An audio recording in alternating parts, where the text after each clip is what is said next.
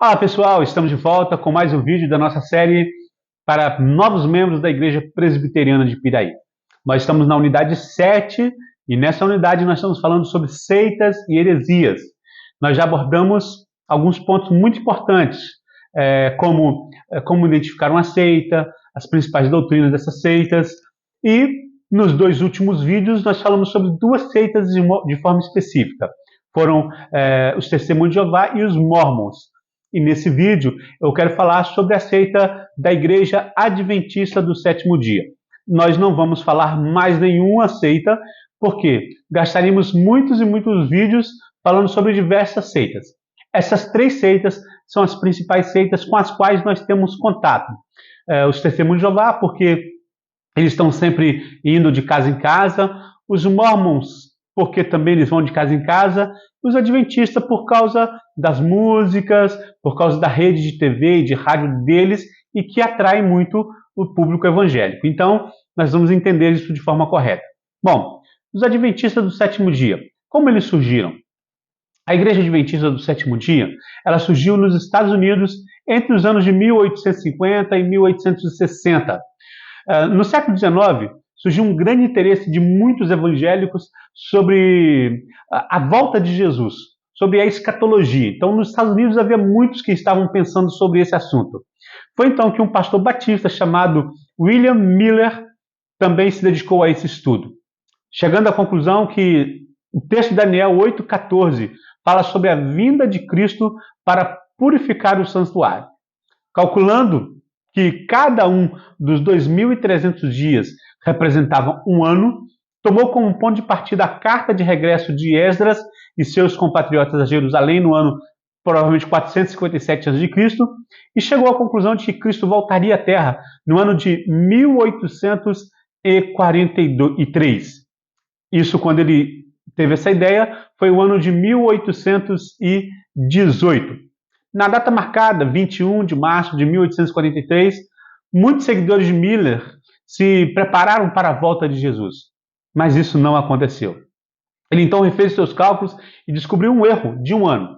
Desta forma, no dia 21 de março de 1844, ele e seus seguidores aguardavam, esperavam a volta de Jesus.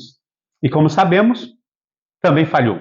Miller, segundo alguns historiadores, se arrependeu e pediu desculpa por seus erros, e ao interpretar essa profecia, e parou de pregar essas ideias. Mas um homem chamado Ian Edson, um dos seus seguidores e amigo pessoal, disse que no dia seguinte ao chamado Grande Desilusão, recebeu uma revelação dizendo que Miller não estava errado, que Miller não tinha errado na sua profecia, no seu cálculo sobre a volta de Jesus. Ele havia errado não o dia, mas o local. O dia era aquele, mas o local da volta de Jesus é que estava errado. Segundo essa revelação de Edson, Jesus havia entrado no santuário celestial para fazer a purificação e não no santuário terreno.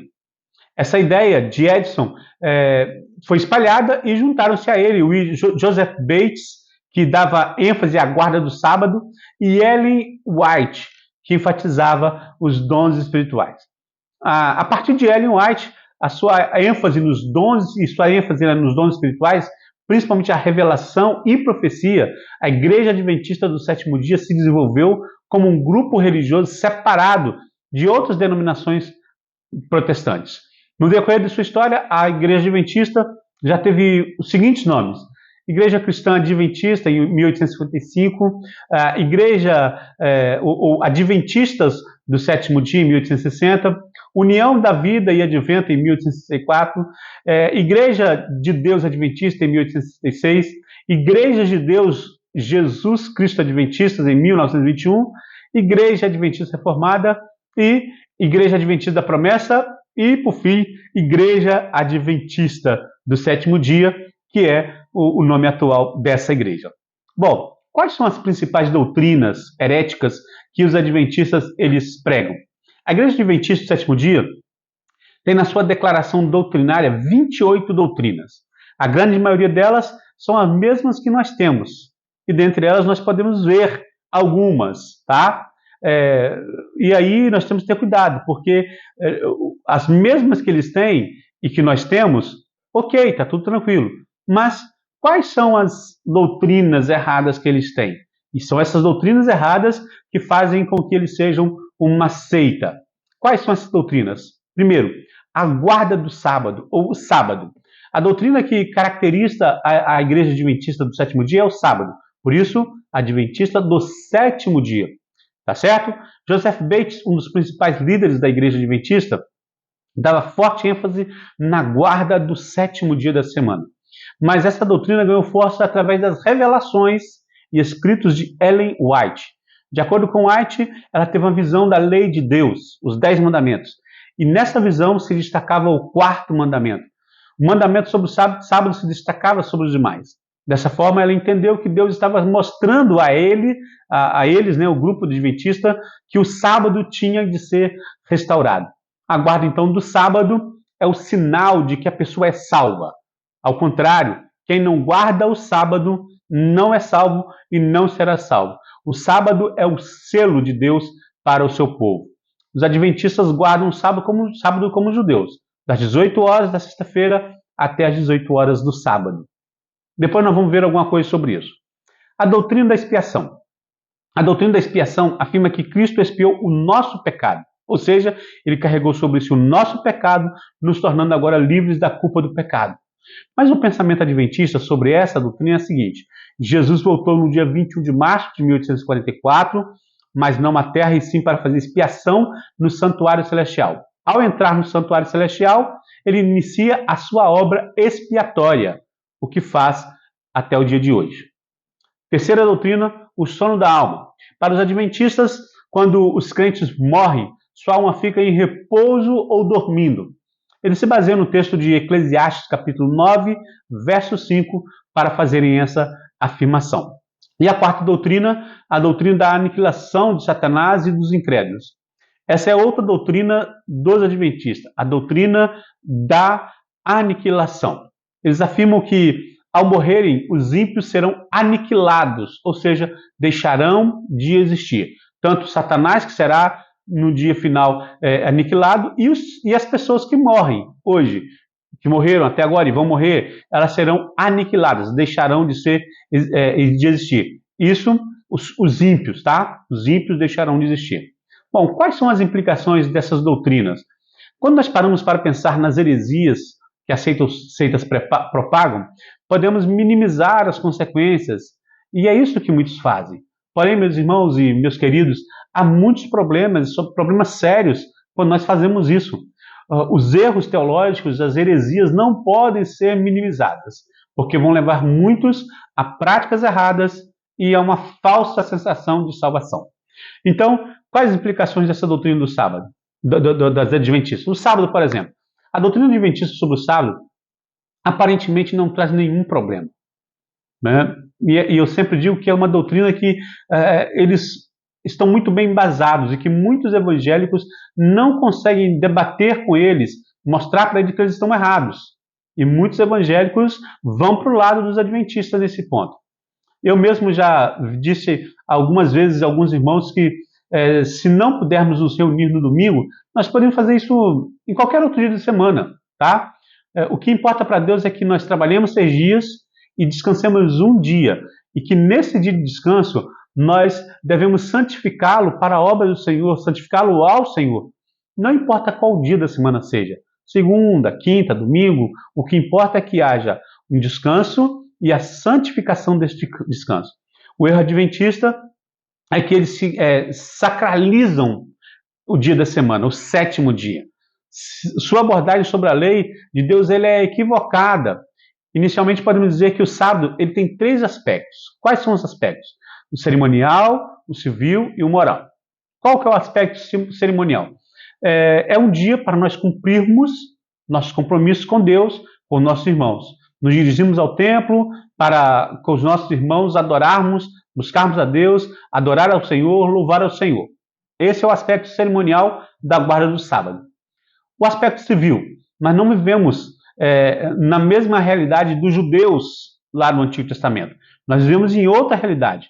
As leis que regem o Brasil são diferentes das leis de Israel do Antigo Testamento. Nossos dias, legalmente falando, vão de 0 hora até as 23 horas e 50 minutos, tá? E não 18 às 18. De 0 hora começa o dia e termina às 23h59. Então, civilmente, nós não podemos guardar um dia da sexta, das 18 horas de um dia às 18 horas do outro dia. Não. Mas é o aspecto moral. O aspecto da lei moral sobre o sábado é que o homem tem que separar um dia em 7 para o Senhor. Ainda hoje, no século 21, temos a obrigação para com Deus de separar esse dia para Ele. Entretanto, há muito mais do que esse erro nos adventistas sobre o sábado. Eles não interpretam a lei da forma correta, mas o que se destaca ainda sobre os adventistas é que essa seita ela tem outras ideias sobre o sábado. Por exemplo, quem não guarda o sábado não tem a salvação. Se você está trabalhando no sábado, você não tem a salvação. Para os adventistas, a salvação está não somente em aceitar a Jesus como seu Senhor e Salvador. Eles têm a obrigação de guardar o sábado. A quebra desse mandamento acarreta em perda de salvação. Eles se esquecem, por exemplo, de Efésios capítulo 2, versos 8 e 9. Porque pela graça sois salvos. Pela graça, e não por guardar um dia, que afirma categoricamente que a salvação é pela graça e não por obras. Nós também temos em Colossenses capítulo 2, versos 16 a 19. Neste texto, Paulo combate aqueles que se achavam melhores que os outros por guardarem alguns dias específicos ou dias especiais. Também nós temos Gálatas capítulo 4, verso 8, onde Paulo diz que os cristãos que voltavam à guarda da lei cerimonial estavam caindo em erro. Podemos então concluir que nós, cristãos, não temos a obrigação de guardar a lei cerimonial sobre o sábado, e sim guardar o aspecto moral. Tá? Esse aspecto moral nunca será abolido. O aspecto cerimonial já foi abolido, mas o aspecto moral nunca será abolido. Devemos encerrar esse ponto com o texto de Romanos capítulo 10, verso 4. Veja aí o que diz esse texto. A finalidade da lei, ou seja, o propósito da lei é apontar para Cristo, porque o fim da lei é Cristo. A finalidade da lei é Cristo. Então, toda a lei ela apontava para Cristo. Até mesmo a lei do sábado apontava para Cristo. Cristo vindo, nós não temos mais a obrigação de guardar dessa forma a lei. Segundo ponto, a doutrina da expiação. Quando nós analisamos a doutrina da expiação praticada pelos adventistas, vemos que eles incorrem em alguns erros, dos quais queremos destacar que eles se desfazem da obra expiatória de Cristo na cruz do Calvário. Com a sua doutrina da expiação, eles estão se desfazendo daquilo que Cristo fez, de todo o seu sofrimento para ir para o Gólgota, a sua morte, eles estão se desfazendo disso. Lembrando que os adventistas afirmam que Cristo está, nesse momento, no santuário celestial, fazendo a expiação pelo nosso pecado. Ou seja, ele entrou no santuário celestial e está fazendo a expiação. Não, a nossa expiação foi feita de uma só vez. Vejam o que diz alguns textos sobre a obra expiatória de Cristo. É tão maravilhosa essa obra, e o que a Bíblia diz, não tem como os adventistas estarem nesse erro. E nós também não podemos. Veja Hebreus capítulo 4, versos 14 a 16, Hebreus capítulo 7, 28 e 29, Hebreus 9, 11 a 15 e 23 a 28. Crer como os adventistas creem é fazer pouco da obra de Cristo. Cristo não precisa mais fazer uma obra expiatória. Ainda podemos ver duas outras implicações nessa doutrina da obra expiatória de Cristo para os adventistas. Primeiro, Jesus está purificando o santuário celestial. Isso quer dizer que Jesus está no céu fazendo a sua purificação. Por acaso há algum pecado no céu para que o céu seja purificado? Segundo, o juízo investigativo. Além dessa purificação, Jesus ainda faz um juízo investigativo. Ou seja, ele investiga as obras dos homens para saber se eles podem ou não entrar no céu. Será que realmente Jesus precisa investigar alguém? Deus ele é onisciente, ele é onipresente, ele não precisa fazer essa investigação. Nós chegamos então no terceiro ponto, que é o sono da alma. Não é isso que nós vemos na Bíblia. A Bíblia não fala de um sono da alma, não fala de uma inatividade da alma. O texto base para os adventistas fala não de uma inconsciência no estado de morte, e sim de falibilidade do homem, ou seja, o homem vai morrer e que com o passar dos tempos todos os seus feitos cairão em esquecimento. É nesse sentido que o texto diz. Vejamos o que Jesus disse para o ladrão na cruz, em Lucas, no capítulo 23, 43. Vejamos também a parábola do rico e do Lázaro, em Lucas 16, 19 e 31. Esses textos nos mostram que o homem ele está consciente após a sua morte e não dormindo, como dizem os adventistas. E por fim, a aniquilação de Satanás e dos incrédulos. Nessa doutrina, os adventistas também se afastam do que a Bíblia afirma. Em momento algum, a Bíblia afirma que os incrédulos, dentre eles Satanás, serão aniquilados. A parábola que vimos anterior do Lázaro e do rico afirma que o rico incrédulo estava sofrendo no inferno. Ela estava falando de um princípio. Então, não que o incrédulo ele tinha sido aniquilado, mas que ele estava sofrendo. Em Mateus 25, 46, quando Jesus prega o sermão sobre o fim dos tempos, ele afirma que haverá um castigo eterno. E esse castigo não é a aniquilação. Esse castigo é um sofrimento eterno no inferno. Vejam, Marcos 9, 43 e 44, Apocalipse 14, 10, 11, 20 e 10. Então, essa doutrina da aniquilação de Satanás e dos incrédulos não é uma doutrina bíblica, e sim uma heresia inventada pelos adventistas. E nós não podemos aceitar isso. Espero que você tenha aprendido bastante sobre seitas e heresias, que você esteja firmado no Senhor. Para nós não entrarmos nas seitas e heresias, nós precisamos aprender a palavra de Deus. Busque a palavra de Deus, viva a palavra de Deus. Que Deus te abençoe e nós estamos chegando na reta final do nosso curso. Que Deus te abençoe e até a próxima.